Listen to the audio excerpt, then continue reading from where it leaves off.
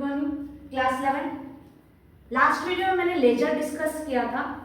इस वीडियो में हम ट्रायल बैलेंस डिस्कस कर रहे हैं। एक्चुअली ट्रायल बैलेंस होता क्या है? Trial balance is the list of debit and credit balance taken out from the ledger. Ledger balance से हम लोग ट्रायल बैलेंस बनाते हैं।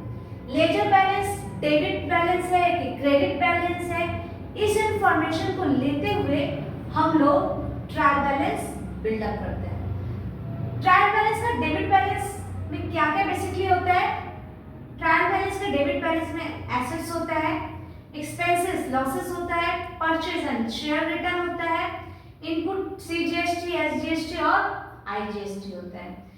ये सारी चीजें आपके डेबिट बैलेंस में होते हैं बेसिकली। और भी ड्राइंग का बैलेंस भी अगर ले लिया जाए तो ड्राइंग बैलेंस भी डेबिट बैलेंस है, ठीक है। ये सारी चीजें हम लोग के डेबिट बैलेंस होते हैं। याद कर लेते हैं अभी आज इसी वीडियो में। डेबिट बैलेंस के ट्रायल में क्या होता है? एसेट्स। एसेट्स मतलब land, building, cash, furniture. Expenses and losses मतलब salary, rent, taxes. Purchase and sales return debit होता है, परचेस और सेल्स रिटर्न डेबिट होता है। इनपुट सीजीएसटी, एसजीएसटी, आईजीएसटी सारा डेबिट होता है। ड्राइंग मतलब पर्सनल यूज के लिए इस्तेमाल करते हैं, वो भी डेबिट होता है। क्रेडिट बैलेंस में क्या आता है? Capital, liabilities. लायबिलिटीज जैसे क्रेडिटर्स, बैंक लोन, ये लायबिलिटी होते हैं। Outstanding, revenue and income credit balance होता है। Provision and reserve credit balance होता है। सेल्स और परचेस रिटर्न भी क्रेडिट बैलेंस होता है। उस जो भी कुछ इनकम होता है वो भी क्रेडिट बैलेंस होता है, जैसे commission receive, discount receive, miscellaneous receive etcetera. और आउटपुट से जीएसटी, एसजीएसटी, आईजीएसटी ये भी क्रेडिट बैलेंस होता है। इन सब बैलेंस के हेल्प से हम लोग क्या बनाते हैं? Trial balance. आप लोग को फिर से मैं ट्रायल बैलेंस का सम 6 बना के दिखा देती हूँ। फिर से वही Nimai Bagchi semester 2 page number 464 question number 46। The under mentioned trial balance of MS Karim Brothers has been wrongly prepared. You are required to redraft the same correctly. यहाँ पे ट्रायल बैलेंस दिया हुआ है, रेंट रेट्स एंड टैक्स दिया हुआ है, bills receivable, trade expenses, bills payable, salary, wages, stock in hand, stock, drawing, capital, closing stock, trade creditor, leasehold premises, sales, purchase return due from customer, purchase, bank loan, reserve fund and sales return. अब इसी के base पे हम लोग trial balance बनाते हैं। पहले मैं ट्रायल बैलेंस का फॉर्मेट दिखाती हूँ कैसे ड्रॉ करना है, उसके बाद इसका सोल्यूशन। फॉर्मेट फर्स्ट स्टार्ट करना है इन द बुक ऑफ, फिर trial balance for the year ended 31/12/2018, date, particular, ledger folio, पतली सी कॉलम होगी एक, डेबिट अमाउंट और क्रेडिट। ध्यान रखिएगा डेबिट और क्रेडिट का जो आपका कॉलम होगा शुड बी इक्वल ऑलवेज, कोई लंबा पतला मोटा नहीं होना चाहिए। स्टार्ट करते हैं पहले नंबर के साथ। यहाँ पे आपको सीरियल नंबर देना है डेट की जगह पे। स्टार्ट करते हैं नंबर 1। आप चाहो तो नंबर मेंशन भी कर सकते हो, डायरेक्ट सम्स के साथ भी कर सकते हो। रेंट एंड रेट्स आपका सम्स नंबर 46 है, याद रखिएगा, निमाई बागची का है। Rent and rates and taxes ये डेबिट बैलेंस होता है। क्यों डेबिट होता है? क्योंकि ये एक्सपेंस है। नेक्स्ट है बिल रिसीवेबल। बिल रिसीवेबल ये आपका डेबिट बैलेंस होता है क्योंकि ये एसेट्स है। बिल रिसीवेबल भी आपका डेबिट बैलेंस होता है बिकॉज ये एसेट्स है। 26,640। उसके बाद है आपका number 3 trade expense. Trade expense भी आपका डेबिट बैलेंस होता है। डेबिट बैलेंस क्यों होता है? आपको साफ साफ यहाँ दिख रहा है क्योंकि ये एक्सपेंस है। नेक्स्ट आपका बिल्स पेबल। बिल्स पेबल भी आपका क्रेडिट बैलेंस होता है क्योंकि ये लायबिलिटी है। बिल्स पेबल का अमाउंट कितना है आपका? बिल्स पेबल का अमाउंट है आपका that is 53,000। Trade expense 43,920। Bills payable आपका 9,000 होगा। नेक्स्ट बिल्स पेपर आपका लायबिलिटी है, सॉरी, तो लायबिलिटी होने की वजह से ये क्रेडिट साइड में जाएगा। उसके बाद आ रहा है आपका salary and wages. Salary and wages, salary and wages बताइए तो क्या है आपका? सैलरी एंड वेजेस आपका एक्सपेंस है और एक्सपेंस हमेशा डेबिट होता है। सैलरी एंड वेजेस आपका एक्सपेंस है, एक्सपेंस हमेशा डेबिट होता है।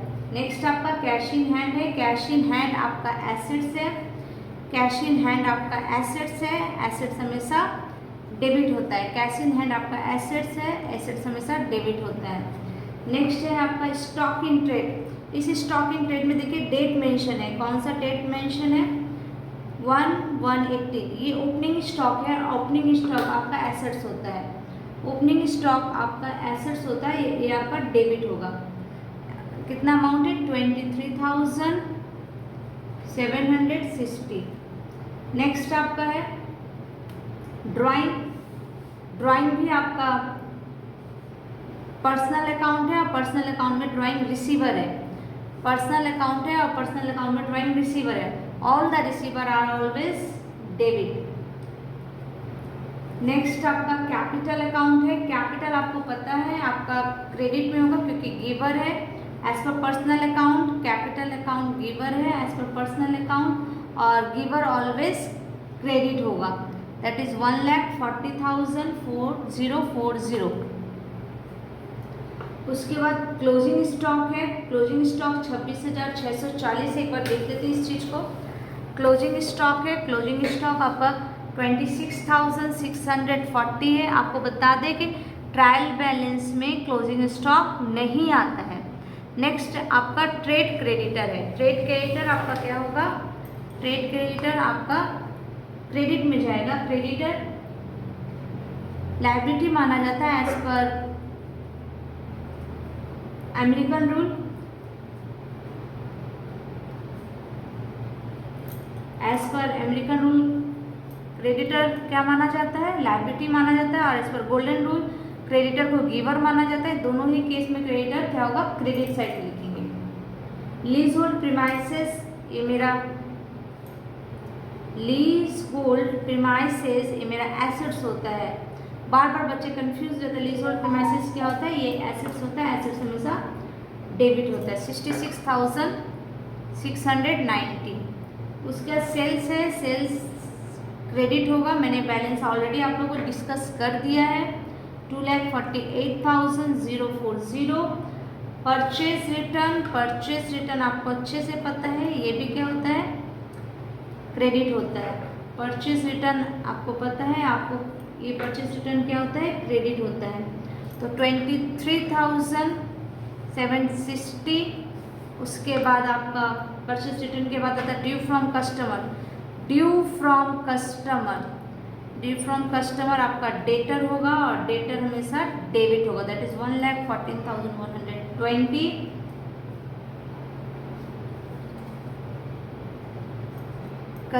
ड्यू फ्रॉम कस्टमर का फिगर एक बार मिस्टेक हो गया है। ड्यू फ्रॉम कस्टमर आपका 47,700 होगा।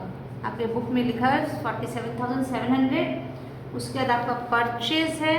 कस्टमर मतलब डेटर होता है, ध्यान रखिएगा, कस्टमर मतलब डेटर होता है। फिर परचेज आपका 1 लाख,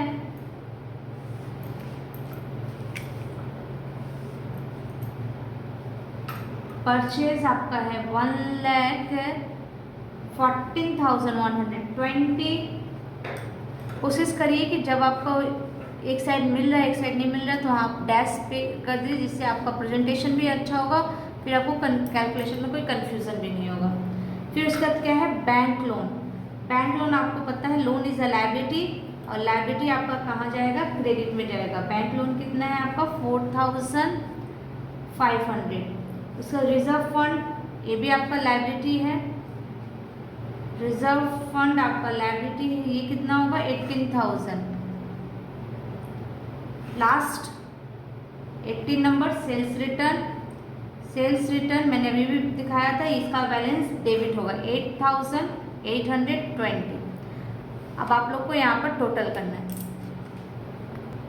आपका टोटल होगा इसका आप लोगों को पता है कैलकुलेटर अलाउ नहीं है, इसलिए आप लोगों को टोटल डायरेक्टली करना होगा।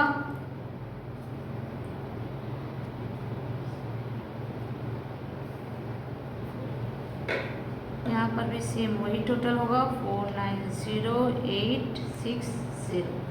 और जब भी सम्स खत्म होंगे तो डबल लाइन ज़रूर दीजिएगा। आई होप आपका ट्रायल बैलेंस के सारे एंट्रीज अब आपको क्लियर हो चुके होंगे, और आगे मैं और वीडियोस बनाऊंगी जिससे क्लास 11 सेमेस्टर 2 में आपको ज़्यादा से ज़्यादा मदद मिले, ज़्यादा से ज़्यादा हेल्प हो।